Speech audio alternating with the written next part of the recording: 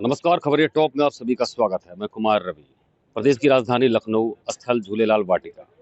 कहते हैं भारत 30 त्योहारों का देश है, विभिन्न संस्कृतियों और सभ्यताओं का देश है, विभिन्न धर्मों का देश है, विभिन्न कर्मों का देश है।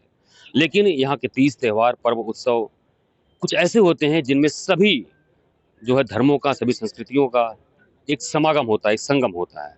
उसका नाम होता है त्योहार, तीज, पर्व। इस तरीके से मनाए जाते हैं। प्रदेश की राजधानी लखनऊ में बीते कई सालों से, अभी कुछ दिनों पहले आपने सावन मास का महीना बीता, यहाँ पर तमाम ऐसे उत्सव यहाँ पर आते गए। एक और उत्सव होता है, श्री गणेश उत्सव होता है। यहाँ पर बहुत ही धूमधाम के साथ होता है। यहाँ की एक समिति करती है और बड़े भव्य तरीके से, और एक तरीके से देखने में आता है कि लक्ष्मण नगरी में जैसे लगता है गजानन स्वयं उतर आए हैं। महाराष्ट्र में ये प्रमुख पर्व मनाया जाता है, लेकिन कुछ महाराष्ट्र के उत्सव की तर्ज पर ही यहाँ पर गणेश उत्सव बहुत ही भव्यता और दिव्यता और नव्यता के साथ इस गोमती के तट पर यहाँ झूलेलाल वाटिका में मनाया जाता है। आइए हम बात करते हैं यहाँ के पदाधिकारियों से, यहाँ के आयोजन समिति से, कि किस तरीके से इस बार की तैयारी है और इस बार क्या खास रहेगा गणेश उत्सव में राजधानी वासियों के लिए, दर्शकों के लिए और तमाम जो बाहर से आते हैं पर्यटक, उनके लिए क्या होगा। हमारे साथ इस समय भारत भूषण गुप्ता जी, क्या बताना चाहेंगे किस इस बार क्या रहेगा नया, किस तरीके नया इस बार ये है कि भगवान श्री गणेश इस बार महल में विराजेंगे। दक्षिण के महल, पद्मावत महल की तर्ज पर ये हमारा बनाया गया है पंडाल, और भारतीय दक्षिण संस्कृति यहाँ पर दिखाई पड़ेगी। ये कैसे आप लोग अनुमान लगाते हैं कि इस बार गणेश जी, या इस तरीके से कोई ऐसा कुछ इसका कुछ मत है या ऐसा कुछ आप लोगों ने निकाला? नहीं, हम लोगों ने जो पंडाल बनाते हैं उनको चित्र दिया महल का, जो पद्मावत महल से मिलता जुलता था, कि आप इसी तर्ज पे हमारे पंडाल को बनाएं। ये गणेश उत्सव राजधानी में कब शुरू किया आप लोगों ने? 2006 से गणेश महोत्सव चल रहा है। ये हमारा 19वां साल है, निरंतर चल रहा है। और मैं ये बताना चाहूँगा, ये हमारा लखनऊ का नहीं, प्रदेश के बड़े महोत्सवों में एक उत्सव है। ये जो कलाकार यहाँ के होते जो बनाते हैं, जो आपका ये कहाँ के होते हैं? ये सब कलकत्ता से द्वारा आए होते हैं। एक महीने में पंडाल तैयार होता है। लगभग 20-22 लोग यहाँ बराबर लगे रहते हैं, और एक महीने में अथक मेहनत के बाद ये पंडाल तैयार किया जाता है। हमारे साथ एक और पदाधिकारी हैं, घनश्याम अग्रवाल जी, गुड्डा भैया। इनसे हम बात करते हैं किस तरीके से जो तमाम ऐसे आयोजन होते हैं, बहुत भीड़ भाड़ होती है, उस भीड़ को, उस पार्किंग को कैसे कैटर करेंगे, कैसे उसको जो है किसी को दिक्कत ना हो। बुजुर्ग होते हैं, महिलाएं होती हैं, पुरुष होती हैं, उसकी व्यवस्थाओं के बारे में जानेंगे। और कब से कब तक यह जो है जो गणेश का उत्सव है ये चलेगा, ये इसके बारे में बताएं। ये 7 से 17 तक हमारा गणेश महोत्सव का आयोजन चलेगा। 17 तारीख को विसर्जन होगा। हमारे इस दोनों साइडों में पार्किंग की पूर्ण व्यवस्था है। हमारे पास हम लोग 40 गार्ड अपने लगाते हैं, जो पूरा सुचारू रूप से चलाते हैं, उसको सुचारू रूप से उसको देखते हैं। किसी तरीके की भगदड़ या भीड़ ऐसी स्थिति से निपटने के लिए कोई इंतजाम? हमारी जो व्यवस्था है उसमें भगदड़ होने का संभावना रहती नहीं है, क्योंकि हम लोग गेट, उसके चारों तरफ से गेट हमारे खुले हुए हैं।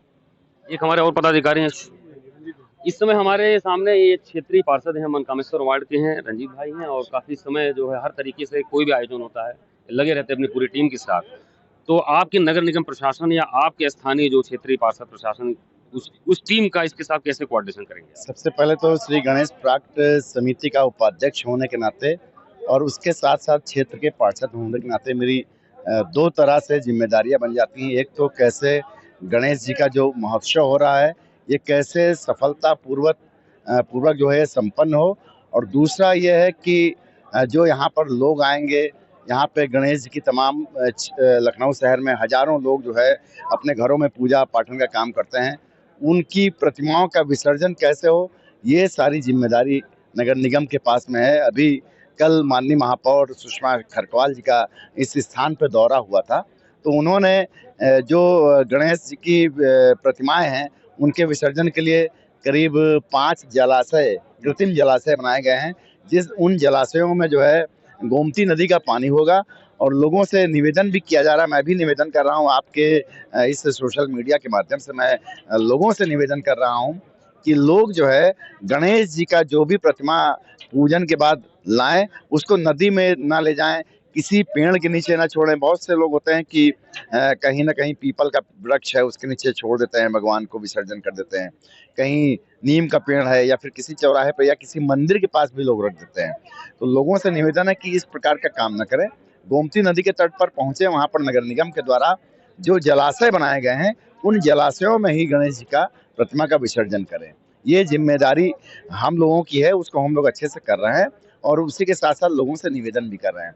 जब ये सारी चीजें होंगी तो एक हमारा स्वच्छ लखनऊ दिखेगा, जो हम सबकी मंशा है, और जो गणेश प्राक्ट कमेटी की भी यही मंशा रहती है कि गणेश जी की जो भी पूजा हो, उसकी जो विसर्जन हो वो ऐसे स्थान पर हो कि जिससे नदी को प्रदूषित ना होना पड़े।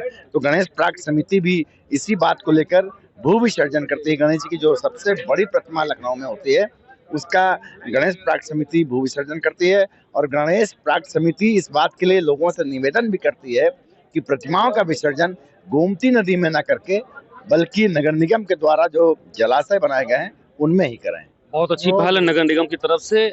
इस बार ये गणेश जी की जो प्रतिमा होगी कितनी ऊंची, क्या इसका 5.5 फुट की ऊंची प्रतिमा होगी और ये मूर्ति कहाँ की होगी? सिद्ध विनायक मंदिर के तर्ज पर बनाई जाएगी। सिद्ध विनायक मंदिर के तर्ज पर यही के कलाकार इसको बना रहे हैं? नहीं, हाँ, यही के श्रवण प्रजापति जो प्रसिद्ध कलाकार है उनके द्वारा बनाई जा रही है। और यहाँ पर जैसे बच्चों के लिए खेलकूद के लिए क्या ऐसी किड्स व्यवस्था जोन बनेंगे, महिलाओं के लिए, बच्चों के लिए खेलकूद के लिए तमाम तरह के झूले लगाए जा रहे हैं।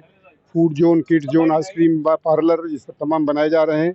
और महिलाओं के लिए एक बाजार का भी एक स्वरूप दिया जा रहा है, पूरा महोत्सव का स्वरूप दिया जा रहा है।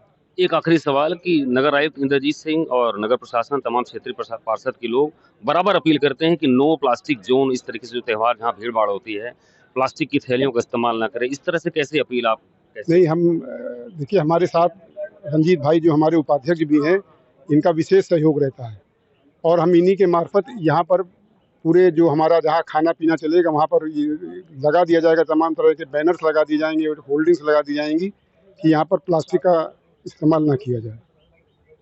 तो ये थे हमारे साथ श्री गणेश प्राकट्य कमेटी के जो पदाधिकारी प्रमुख, और बता रहे थे कि इस तरीके से इस बार जो नए तरीके से नए भव्यता और दिव्यता के साथ गणेश उत्सव जो 10 दिन का उत्सव मनाया जाएगा इस गोमती के तट पर, और साथ ही साथ स्वच्छता का विशेष तौर पर ध्यान दिया जाएगा। महिलाओं की सुरक्षा, बच्चों की सुरक्षा के लिए और अलग तरीके की पार्किंग व्यवस्था होगी। तमाम इनकी सिक्योरिटी की टीम होगी जो किसी भी तरीके से भगदड़ या आपातकालीन स्थितियों से निपटने के लिए बराबर मुस्तैद रहेगी। तो खबरिया टॉप की टीम की तरफ से इन पूरे कमेटी को जो है बहुत बहुत बधाई, बहुत बहुत शुभकामनाएं कि श्री गणेश उत्सव जो है इनका इसी तरीके से सफलतापूर्वक संपन्न हो। मैं कुमार रवि, गोमती तट, झूलेलाल वाटिका से कैमरा पर्सन सुनील के साथ।